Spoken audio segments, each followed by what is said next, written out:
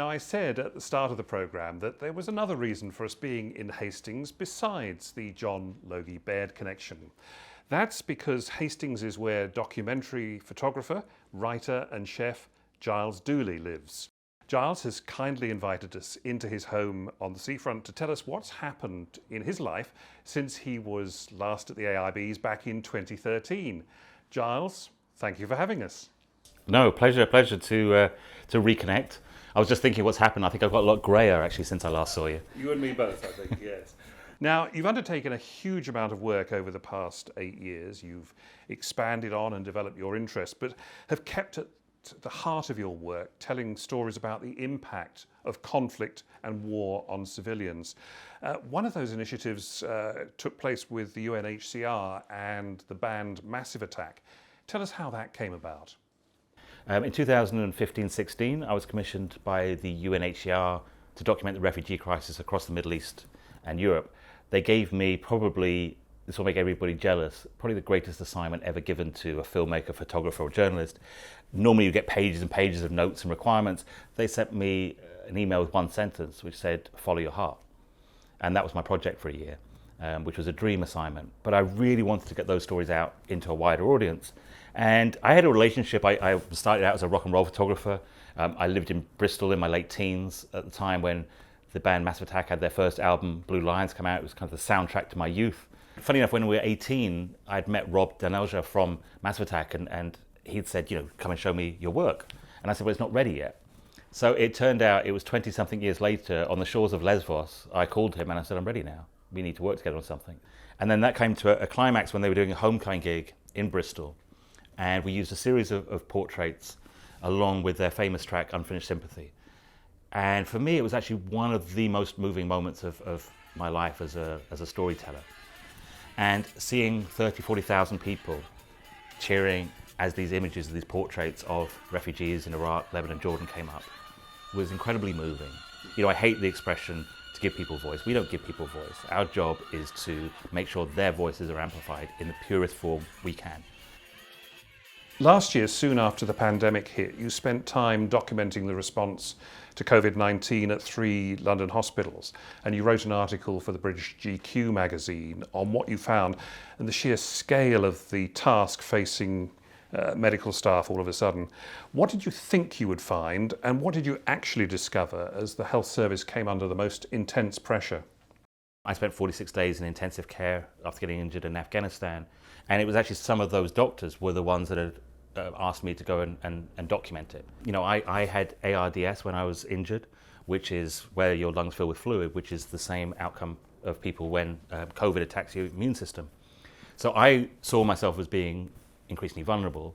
Actually, all the doctors said, you can survive anything. You're more survivable than anybody we know. You'll be fine. But I think to have that empathy and understanding of what people were going through was very difficult. But this is where my experience suddenly turned things around, because I was around, as I say, doctors and nurses and other medical staff that I knew. But I also knew what it was like to be in intensive care. And I remember distinctly one moment, one of the doctors there, Dr. Qureshi, she's an anaesthetist, and she was talking to a patient who was unconscious and holding his hand, talking to him. And I started welling up in tears, and it was a reminder for me that these incredible staff of the NHS, they are so stressed at that point. I mean, they were beyond exhaustion. They were dying, they were fearful, there were bits of PPE. I mean, I was wearing goggles from a ski mask. I mean, everybody was just doing what they could. But even in that crisis, they would always take the time, even when a patient was unconscious, to hold the hand, to have that moment of empathy, that moment of human contact, and talk to them and explain to them what was going. And I knew that's what had happened to me when I was in hospital, even when I was unconscious.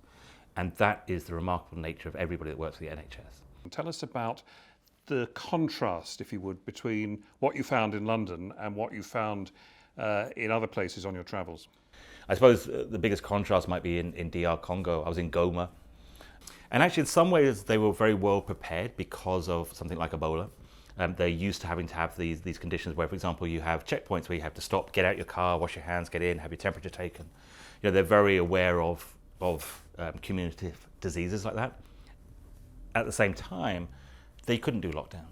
It's simply not possible when people are living hand to mouth every day, when people are living as subsistence farmers. You cannot lock down and support people. So life really goes on as normal. It was actually often referred to as the white man's disease to me. So I would turn up at the barbers, for example, and everybody left because they said, well, the white man's come with COVID. So it's very interesting to see a sort of complete flipped perspective on it. People there have accepted it as another disease alongside malaria, say alongside Ebola, things that they're dealing with, that you get sick, you go home, you lie down for a couple of weeks, you either die or you don't die. And one of the great examples for me of the global imbalance in healthcare was when I was in Congo. I think there were 2 to 3 ventilators in the country. Now at the same time, the TV show Holby City here in the UK donated, because it turned out on their TV set they had some working ventilators that they were donating to the NHS. And I remember being in Congo and thinking, how crazy is it that we live in such an imbalanced world that a TV show in London had more working ventilators than the whole of a country here in Africa. Afghanistan's remained such an important part of your life for many reasons. You went back there in July this year, days before the country fell completely to the Taliban. What was your reason for going on this occasion? I felt still we were not hearing enough about the civilian casualties.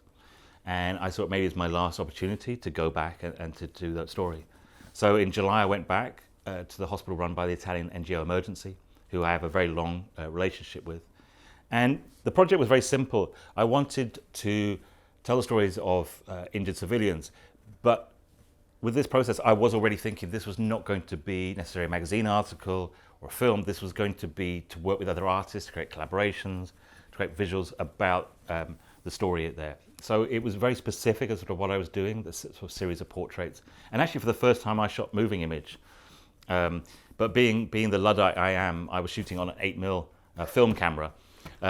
Which was like my considering I still shoot on film on an old Hasselblad. So for me, this was a big step forward in technology, was to have a 1970s cine camera. But actually it was really powerful to shoot some black and white film of portraits and at some of the rehab centers. It was really moving. I think the most important thing for me was to go into these wards, interview young children, adults injured, and basically have exactly the same conversations I had 10 years before when I made the film Walking Wounded. And you just kind of suddenly hit by this thing that in that 10 years since, I'd gone off and done loads of other things, been traveling around the world doing other stories.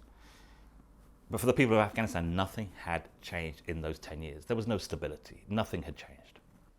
I have seen who is responsible for what is happening in these countries. And it's not enough for me just to document it and stay quiet. I have the same responsibility that I would have if I saw something outside my window. And so for me, I think as journalists, we have to also hold people accountable for what has happened in the last 20 years. You founded the Legacy of War Foundation.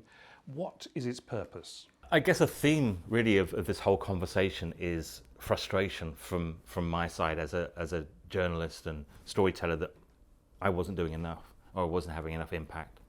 And that really was very symbolic in just after we met and we did the interview in 2013. A couple of years later, I was fully kind of working back on track, and I was in Lebanon documenting some of Syria's most vulnerable refugees, the elderly single-parent families and those living with war injuries like myself.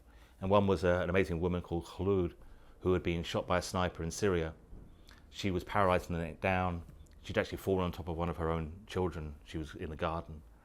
Her family had managed to get her emergency medical treatment, and when I met her, they had escaped into Lebanon's Bekaa Valley, where she was living in a makeshift tent, a tent made of cardboard, plastic, posters ripped down from billboards. Now, if you imagine a woman who's tetraplegic living in a homemade tent with her husband Jamal as her carer, the children would have to sleep on the floor beside her bed. There was no windows in this tiny little room.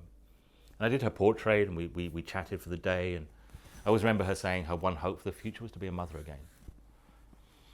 Anyway, she left a really big impression on me, but there were many other stories I did on that project. Those photographs were published around the world. It was kind of when I felt I already got my life back as a photographer after my own injuries. 2 years later, I was back in Lebanon, and I tracked down a lot of the people that I had met 2 years before. And I got a phone call from Jamal, the husband of Khulud, this woman, and she he rang and said, we'd love to see you. We hear you back in Lebanon. And I said, yeah, of course, where are you? And he said, we're in the same place you last saw us.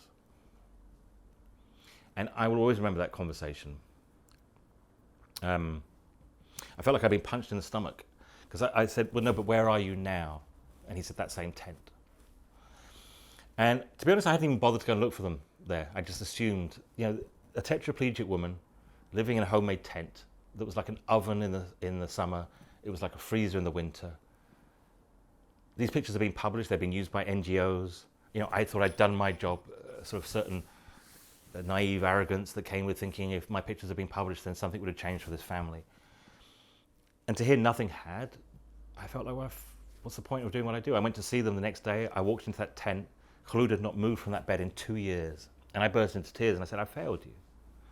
And Khulud is like an angel. She just smiled. She said, it's okay, we knew you'd come back. But in my heart, I knew that I could no longer do this. I could no longer go and tell people stories and walk away from them and nothing changed for them. And I said, well, look, can I spend the week here and document everything? And I spent my whole time documenting every moment of their life. Jamal is so sweet. There's this tiny, it's like a little kitchen on the side. It's like a corner room. And he cooks there and he'll whisper to me his greatest fear. And his greatest fear, this man that has lost his home, his career, that lives in a tent with his family, his greatest fear is that Khulud does not love him as much as he loves her. It's a house full of love. And I don't know, it's strange to explain, but you feel uplifted leaving there. It was a huge moment for me because, as I say, I realized it just was not enough for me to document. I had to make sure that these things created real change. So I teamed up with an actor called Misha Collins, a US actor who has a big following on social media. He's in a TV series that's very popular.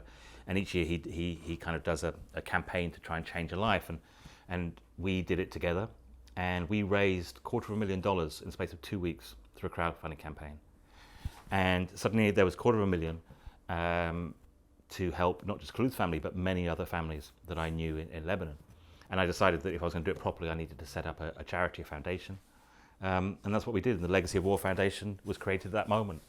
And it's interesting that development from me now, that probably takes up as much as my life as photography and journalism does. It's grown. We have some wonderful projects. Land for Women is the project I guess I'm most proud of in Rwanda, where we set up cooperative farms, but we actually buy the land and give it to the women. So we change the power dynamic of how charities work, so they then choose to work with us. What's your message to politicians, having seen over the last couple of decades the effects of conflict and war? When I was in Afghanistan recently, and you're sitting there with injured civilians, the reality is I know as a UK taxpayer, I was partly responsible for what was happening there. And it is for me to hold my politicians accountable for that. So what I'm trying to do now with my work is we're working with universities, we're working with younger people who are actually much more politically active than I think for many generations people have been. You look at what's happening with environmental issues and approaching conflict in the same way and saying, actually, I am not prepared for my tax dollars, my tax pounds to be used to create wars, to bomb other countries. I've spent a lot of time on different front lines, and I spent time at the front lines of the NHS. The NHS was screaming out for more funds for ventilators. I've never sat on a front line where a commander has said to me they really wanted to bomb somebody today, but they just don't have the weapons to do it. There's always the funding for that. And all I'm saying is that we need to relocate some of that funding into worthwhile projects. Now, aside from photography, you've got another great passion, and that's food. You've uncovered a synchronicity almost between the aftermath of conflict and food. How did that come about? I went into quite a dark patch. I actually wasn't even making photographs because I was struck by the reality that whatever photograph I took that day, nothing was going to change. It felt completely and utterly pointless. You're kind of there going, why am I even bothering? What arrogance have I got to even be here taking photographs?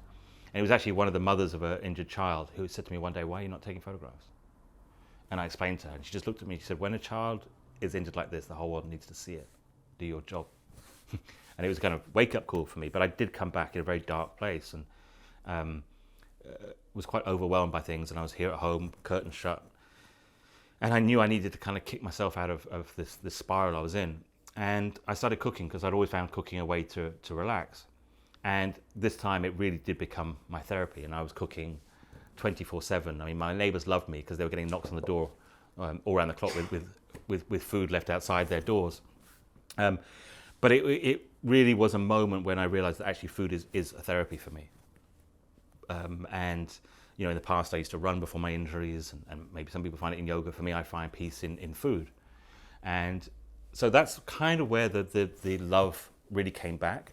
And then that slipped into my work because I realized that this was the best way to build relationships with the people I photograph. So I decided that I would never photograph people now if I hadn't eaten with them first. And I found this was a wonderful way to build relationships, was cooking with families. Now, you've got an Instagram profile called The One-Armed Chef that documents the food you prepare in your kitchen here and around the world. And there's a synchronicity here as well, perhaps, between a photography platform and your passion for food. Although I think there's been some confusion at Instagram about who exactly you are. Actually, it started because I would go to restaurants and my meal would come cut up, and they would have made a decision that my food should be cut up for me. And I used to stay quiet because I thought, well, they're trying to be helpful. But it used to ruin my food. You know, I love presentation, I love the way things look, and basically, you know, your food came out like it was prepared for a child. And it was actually very humiliating. You know, you'd be on a date, and this is one of the problems of living with disability, is people make these assumptions in their mind. And my greatest disability is in the eyes of others. It's their assumptions. So I decided to challenge it rather than just get angry about it by showing some of the food that I could cook. And I started putting the Instagram together for The One-Armed Chef. And so if my food came cut up, I would say, take this back to your chef, because I think I can cook better than him. And I can do better than him with one-handed, so he better redo my meal. And it's sort of half-joking way then of challenging people's preconceptions. But that's how it started, and then it sort of took off from there. And yeah, it's funny because I get people now coming to The One-Armed Chef and asking me, you know, have I ever thought about being a photographer? Because my food pictures are really good. So it's kind of taken on its own life, but I love that. And as I say, food is in every part of my life. It's how I communicate with people, build relations. It's how I tell stories. I do supper clubs now and events around food. When I have exhibitions, I always cook at them now, so people can sit and eat and chat. And as I say, then it's also taken on its own thing. So I now do guest appearances in restaurants, and have just been doing a TV series for Vice in the States called The One-Armed Chef, which was me traveling to various areas, mainly conflict zones, again showing how food is how we find peace, sanctuary, and express love. Giles Duley, thank you so much for inviting us into your home here in Hastings, and for all the work you're doing to continue to document the effect of conflict on civilians around the world.